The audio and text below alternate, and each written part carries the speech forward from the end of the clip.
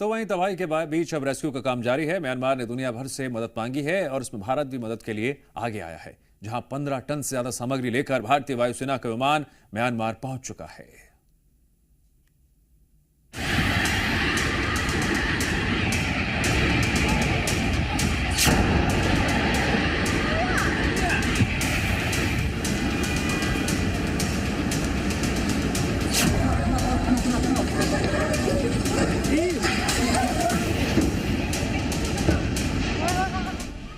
Myanmar और Thailand में आए भूकंप ने न सिर्फ इन दोनों देशों के नागरिकों बल्कि सरकार और सिस्टम को भी हिलाकर रख दिया।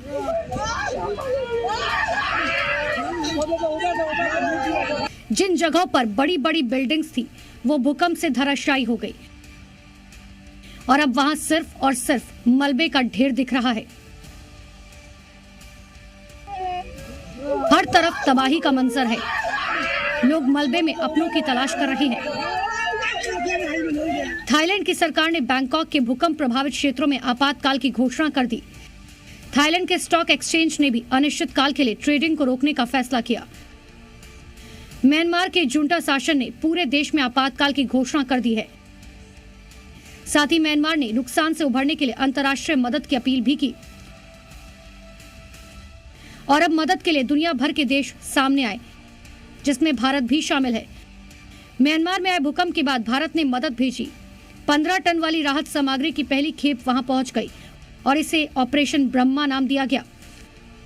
भारत की तरफ से भेजी गई मदद में C-130 प्लेन, कंबल, तिरपाल, स्वच्छता kit, sleeping bag, solar lamp, food packet और किचन सेट ले जा रहा है। प्लेन में एक सर्च और रेस्क्यू टीम के अलावा मेडिकल टीम भी मौजूद है।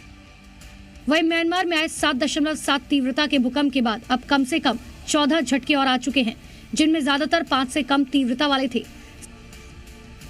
सबसे शक्तिशाली 6.7 तीव्रता का झटका था, जो बड़े भूकंप के लगभग 10 मिनट बाद आया था।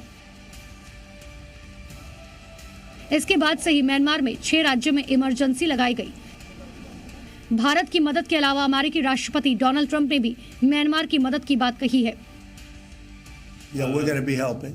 We've already alerted the people. Yeah, it's terrible what's happened. It's a real bad one, and we will be helping. We've already spoken with the country. वहीं रूस की मदद भी म्यांमार पहुंच चुकी है। भूकंप की वजह से म्यांमार से लेकर थाईलैंड तक कई सैकड़ों की संख्या में घर बर्बाद हो गए। कई घर के मलबे में लोग दबे हुए हैं, जिन्हें निकालने के लिए रेस्क्यू टीम लगी हुई है। भूकंप के वक्त कई लोग डर से भागते दिखे, तो वहीं बैंकॉक की कई हाई राइज बिल्डिंग झरने में तब्दील हो गई थी। जब लगातार छत पर बने पुल से पानी बह रहा था। थाईलैंड एक बड़ा टूरिस्ट प्लेस भी है, जहां बड़ी संख्या में भारतीय जाते हैं, लेकिन राहत की बात रही कि अब तक की जानकारी के मुताबिक सभी भारतीय टूरिस्ट सुरक्षित है। लेकिन जो वहां से लौटे, उन्होंने कैसे इस भयावह मंजर की आपबीती सुनाई, जरा वो सुनिए। खतरनाक सिचुएशन थी। हम लोग तो उस टाइम मॉल में थे।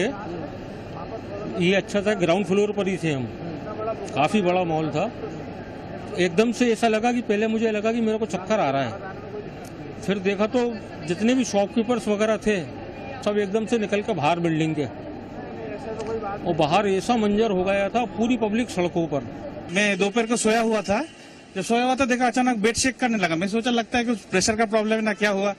अचानक देख रहा हूँ पूरा बिल्डिंग ऐसा शेक हो रहा है। तो मैं बरामदा में आया। बरामदा में आके देख रहा हूँ कि यूरोपियन लोग जो सब है वो लोग पूरा मतलब ऊपर उठ गया है, और पानी जो स्विमिंग पूल का पानी है पूरा ऊपर में ये आ गया है। फिर मैं देखा कि कुछ तो गड़बड़ है। देखा पूरा आदमी चारों तरफ इधर उधर दौड़ रहा है। तो मैं 7th फ्लोर में था, नीचे आया। भूकंप तो बीत गया, लेकिन जो मंजर इस भूकंप ने दिखाया वो लोग शायद कभी नहीं भूल पाएंगे। ब्यूरो रिपोर्ट, जी मीडिया।